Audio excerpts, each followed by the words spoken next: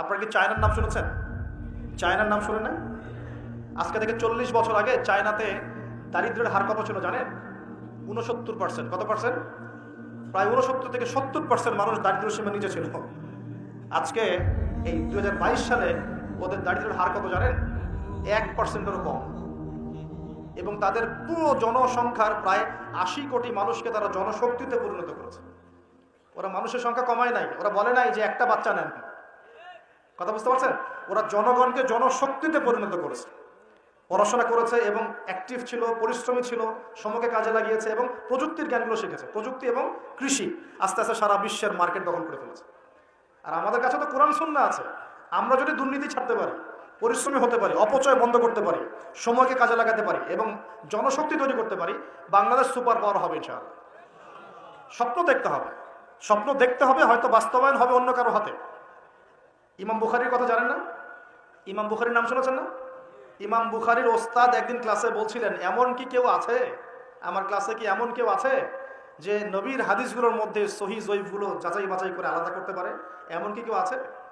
এই একটা কথা ইমাম বুখারী রাহিমাহুল্লাহর কলবের মধ্যে এমন দাগ কেটেছিল যে তিনি পরবর্তীতে ওই নিয়াত করেছেন যে আমি সেই ব্যক্তি হব ইনশাআল্লাহ, আমি নবীর সব সহিহ হাদিসগুলোকে আলাদা করে দেব।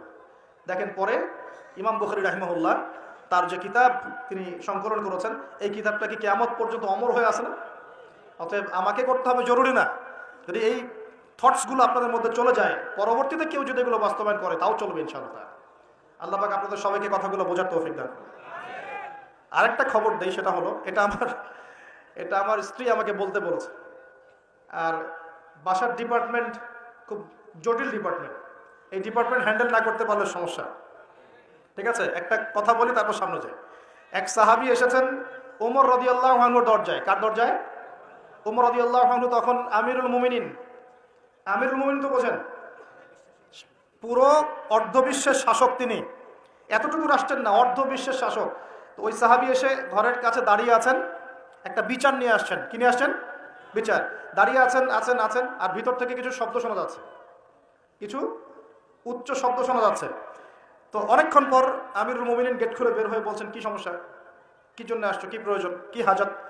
তিনি বলছেন, ইয়া আমিরুল মুমিনিন, আসলে আমি যে বিষয়ে অভিযোগ করতে আসছিলাম, তা আমি দেখলাম যে আমার অবস্থা আপনার চেয়ে ভালো, এই জন্য আমার অভিযোগের দরকার নেই। বুঝতে পারেননি মনে? তখন আমিরুল মুমিনিন তিনি বলছেন যে আসলে দেখো, আমাদের স্ত্রীরা, তাদেরকে আমরা আল্লাহর কাছে একটা বড় বিশাল একটা অঙ্গীকার দিয়ে গ্রহণ করি। তারা আমাদের সন্তান ধারণ করে, আমাদের বাসা দেখাশোনা করে, খাবার দাবার তৈরি করে, কাপড় চোপড় ধোয়, সে আমার অনেক কাজ করে। এই কারণে মাঝে মাঝে তারা যদি একটু রাগ টাগ ঝাড়ে, তখন একটু সবর করে শুনতে হয়। এটা কে বলছেন? আমিরুল মুমিনিন, যিনি এক হুকুম দিলে পারস্য দখল হয়ে যায়, একটা হুকুম দিলে রোমান সাম্রাজ্যের পতন ঘটে যায়, সে আমিরুল মুমিনিন বাসায় এইরকম অবস্থায় আছে।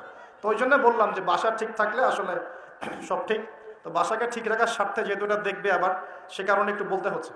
রিকোয়েস্ট করেছে এটা যে আপনাদের এই মিরপুরেই ইনশাআল্লাহ তাআলা একটা বালিকা মাদ্রাসা গড়ে উঠছে ইনশাআল্লাহ, মেয়েদের মাদ্রাসা। সেটা সম্পূর্ণ আমার স্ত্রী চালাবেন ইনশাআল্লাহ তাআলা, একদম গোড়া থেকে নিয়ে আস্তে আস্তে পর্যায়ক্রমে দাওরা হাদিস পর্যন্ত। এবং সেখানে ক্লাসিক্যাল যে সিলেবাস, এর পাশাপাশি জেনারেল শিক্ষিত দিনী বোনদের জন্যে বোথ অনলাইন এবং অফলাইনে কিছু ডিপ্লোমা কোর্স চালু করা হয়েছে, ইসলামিক ডিপ্লোমা কোর্স।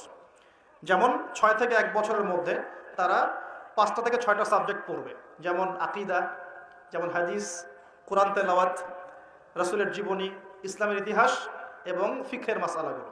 এভাবে বইগুলো ভাগ করে দেওয়া হবে, সাবজেক্ট ভাগ করে দেওয়া হবে, অনলাইন অফলাইন বোথ, দুটোতেই তারা ক্লাস করতে পারবে। এভাবে 6 মাস 1 বছরের কিছু কোর্স তারা চালু করেছে। এটা অ্যানাউন্স করতে আমাকে বলা হয়েছে আর কি। আপনাদের মা বোনদেরকে যদি পাঠাতে পারেন সপ্তাহে 2 দিন 3 দিন করে, ইনশাআল্লাহ তাআলা তারা কিছু দিনের জ্ঞান শিখে বাসায় ফিরবে ইনশাআল্লাহ। এই বিষয়টা বলার জন্য রিকোয়েস্টেড ছিলাম আমি বলতে পেরে আমার ভালো লাগছে, আলহামদুলিল্লাহ। আমরা দোয়া করি আল্লাহ পাক এমন কোর্সগুলো প্রত্যেকটা মাদ্রাসায় চালু করার তৌফিক দেন। এখানেও মাদ্রাসা আছে শুনেছি আমি, আপনাদের মাদ্রাসার উদ্যোগে ক্লাসিক্যাল যে ধারায় চলছে এটা চলুক, পাশাপাশি জেনারেল ভাইদের জন্য ডিপ্লোমা কোর্স চালু করে, পাশাপাশি নৈশকালীন কোরআন শিক্ষা চালু করেন, পাশাপাশি একটু দাওয়াতের মেহনত করেন। মানে শুধু মাদ্রাসায় গতানুগতিক পড়াশোনাই হবে, নট নেসেসারি, কিছু ইনোভেটিভ চিন্তা করেন, আমাদের পড়াশোনার চিন্তা করেন। যদি প্রত্যেকটা মাদ্রাসায় জেনারেল শিক্ষিত ভাইদের জন্য 2-3 বছরের কোর্স চালু করা হয়, জেনারেল ভাইরা 3 বছর পর ইসলাম শিখতে পারবেন?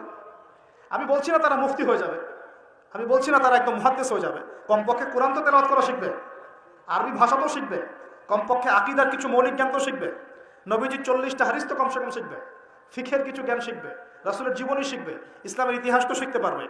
এবং এগুলো লঞ্চ করলে দেখবেন আপনারা জায়গা দিয়ে কুল পাবেন না। হাজার হাজার জেনারেল শিক্ষিত ভাই মুখিয়ে আছে এমন কিছু জন্য।